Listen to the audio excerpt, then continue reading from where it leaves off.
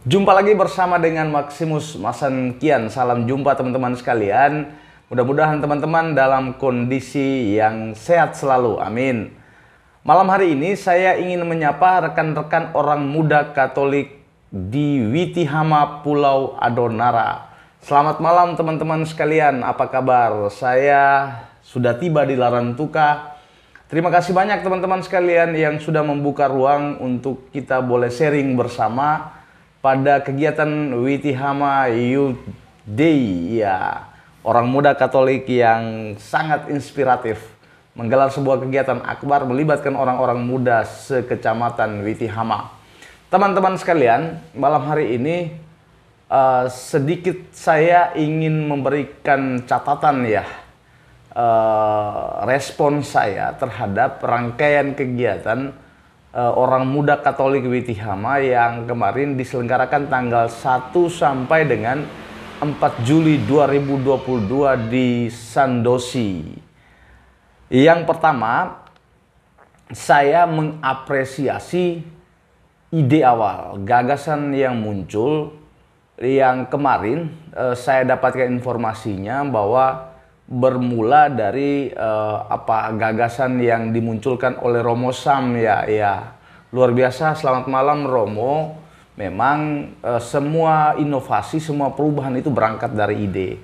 Terima kasih untuk ide yang sudah dilahirkan dan kemudian dari ide itu menjadi ruang yang sangat baik untuk belajarnya orang-orang muda Katolik di Witihama.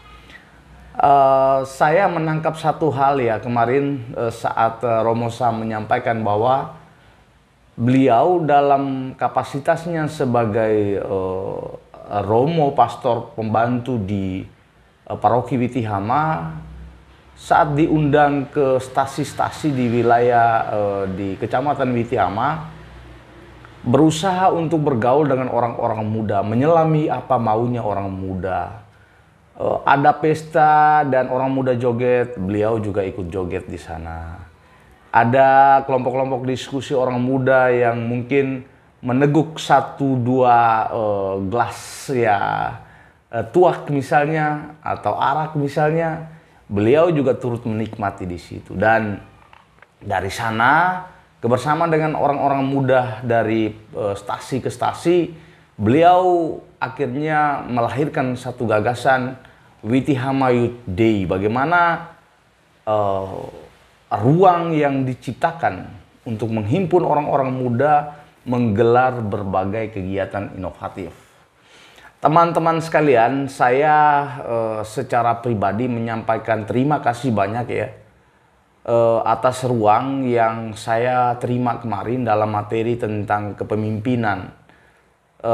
Terhitung kurang lebih sudah 3 kali, 4 kali malah, 4 kali kami diundang. Pertama kami diundang yang pusat kegiatan waktu itu di paroki langsung di Witihama, dan saya hadir waktu itu. Saya kalau tidak salah itu materinya tentang jurnalistik. Lalu yang kedua di Lewopulo tentang literasi, waktu itu diundang secara lembaga Agupena dan saya ada berkegiatan di Jakarta waktu itu, sehingga ada teman-teman kami tim, ada Amber, Agus Salim, dan juga Ade Oktah yang hadir di sana, termasuk Pak Stanis ya. Berikutnya di tahun 2019 kalau tidak salah, saya juga menghadiri undangan untuk membawakan materi tentang kepemimpinan di Regong. Ya, dan kemarin di tanggal 2, hari Sabtu 2 Juli 2022, saya hadir menyapa ya rekan-rekan sekalian, kurang lebih 500 orang muda yang terhimpun dalam orang muda Katolik Witihama di Sandosi. Saya punya kesan tersendiri teman-teman, bahwa memang untuk mengumpulkan sejumlah orang dan berkegiatan untuk beberapa hari dengan berbagai item kegiatan, tentu itu tidak mudah. Tidak semua orang bisa melakukannya. Saya mau katakan teman-teman itu hebat, teman-teman itu luar biasa. Bagaimana memanage, bagaimana mengorganisir, bagaimana melakukan koordinasi dan komunikasi antara teman-teman panitia. bagaimana berkoordinasi dengan pastor paroki. Selamat malam Romo Ama, luar biasa pastor paroki Witihama yang juga selalu memberi dukungan tentunya untuk orang muda Katolik. Kami termasuk merasakan luar biasa dukungan kemarin di hari ulang tahun PGRI tahun 2021 kemarin yang dipusatkan di Witihama. Sekali lagi terima kasih. Kemarin saat saya hadir di Sandosi kita tidak bertemu, tetapi saya ikuti di media. Romo juga hadir di sana bersama dengan orang muda Katolik Witihama. Bagaimana melakukan koordinasi dengan pemerintah desa? Bagaimana melakukan koordinasi dengan Karang Taruna? Itu dilakukan hingga semua kegiatan boleh berjalan dengan lancar. Saya saat di lapangan memperhatikan bagaimana desain panggungnya. Dan saya menanyakan informasi, kira-kira desain panggung ini idenya siapa? Dan ya diinformasikan bahwa panggung yang luar biasa antik itu, luar biasa klasik dan menarik, ikonik itu, ya dilahirkan oleh orang-orang yang mungkin secara pendidikan tidak sama dengan teman-teman yang lain yang mungkin sarjana atau magister. Tapi mereka bisa. Lalu bagaimana mengkoordinasikan untuk penginapan, konsumsi. Luar biasa, saya bangga sekali dan ini menjadi satu contoh yang bisa diteladani oleh orang muda di wilayah lainnya. Bagaimana teman-teman bisa menyiapkan sejumlah kegiatan, baik kegiatan edukatif, saya ikuti kemarin, kegiatan kepemimpinan, kegiatan untuk kreativitas orang muda, dengan mengundang Abang Pius Lampaha yang kemudian mendampingi untuk latihan membuat kerajinan dari tempurung. Luar biasa. Bagaimana nilai spiritualnya benar-benar ditanamkan, nilai keterampilan yang ditanamkan, kepemimpinan yang ditanamkan dengan materi-materi. Dan saya ikuti di live streamingnya sulunusa.com, pemilik Sandro Balawangak yang luar biasa itu. Budaya-budaya baik tutur kitab suci dalam bahasa daerah, Lamaholot. Lalu ada dolo-dolo, ada fashion show. Di dunia seni ada musik klasik yang diperagakan. Di dunia hiburan juga sangat muncul pada rangkaian kegiatan di sana. Ini luar biasa. Saya bangga sekali. Saya berimajinasi bahwa jika ini terus diseriuskan, hal-hal yang menjadi kekurangan terus dilakukan perbaikan, bakal hajatan ini menjadi ikon Witihama pada khususnya, dan bahkan menjadi ikon dari Kabupaten Flores Timur sendiri. Saat ini kalau di Kabupaten Flores Timur, kalau kita bicara ikonik, itu ya semua kita masih punya referensi tentang Semana Santa.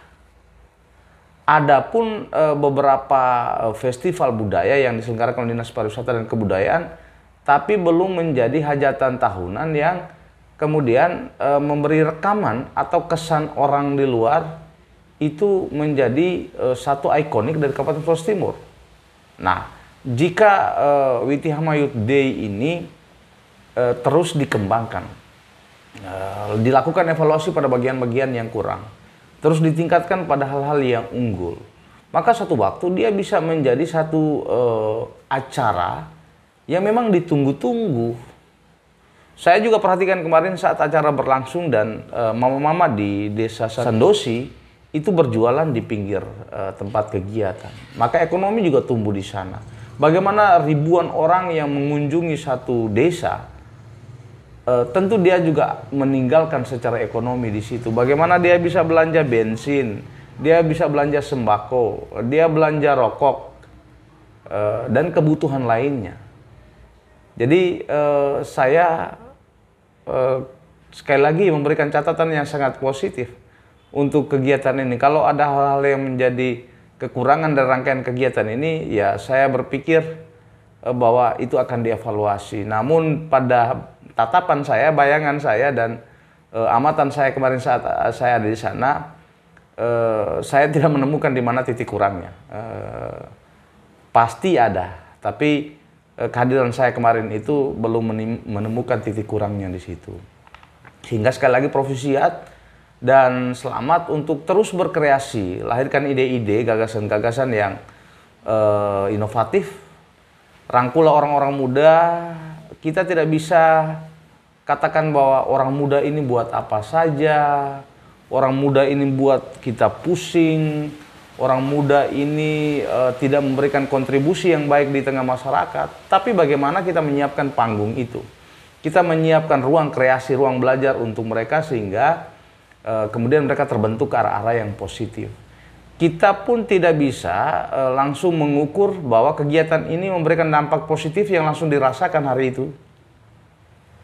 Langsung dirasakan tahun ini. Tapi endapan nilai itu akan berpengaruh positif di masa yang akan datang. Dan itu kita tidak tahu.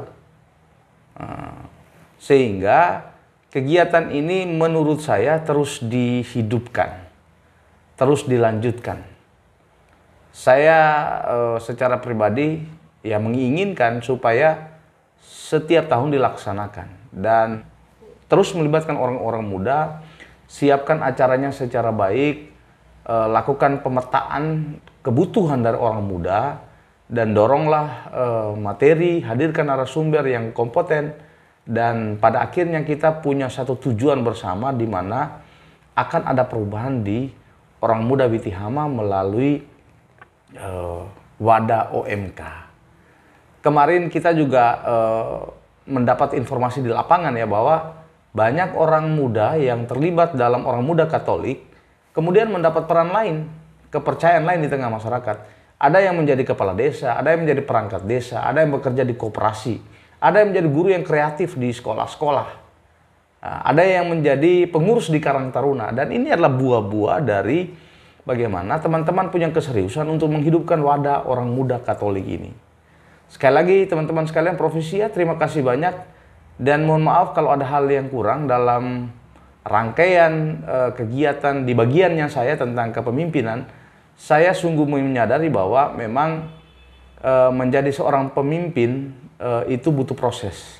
Saya sendiri pun menyadari bahwa belum menjadi seorang pemimpin yang diharapkan oleh banyak orang. Tetapi tentu menjadi seorang pemimpin itu ya tidak sempurna juga. Kita belajar, kita berproses, kurang lebihnya itu menjadi catatan dan kita yakin bahwa dari waktu ke waktu dengan banyak peran yang kita jalankan, dengan banyak perubahan hasil dari bagaimana kita manage kritik yang masuk itu dengan baik, ya pelan-pelan kita bisa mencapai yang diharapkan oleh banyak orang.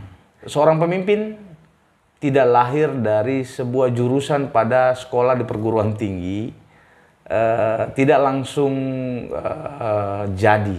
Ya, seorang pemimpin dia berproses dalam giat-giat di organisasi dan tanggung jawab yang dijalankan, peran-peran yang dipercayakan. Dari sana kemudian akan bisa melahirkan seorang sosok pemimpin. Teruslah berproses dalam organisasi, di sana kita akan mampu menyamakan persepsi antara satu dengan yang lain, kita mampu mengorganisir diri, kita mampu memanage diri kita mampu bekerja sama untuk mencapai satu tujuan yang kita harapkan di dalam organisasi. Sekali lagi terima kasih banyak, salam hormat untuk seluruh rekan orang muda Katolik Witihama. Teruslah berproses, bangkit, jaya, dan beri pengaruh positif untuk kehidupan di tengah masyarakat. Salam hormat dari Ibu Kota Kabupaten Flores Timur, Nagi Larantuka. Dadah.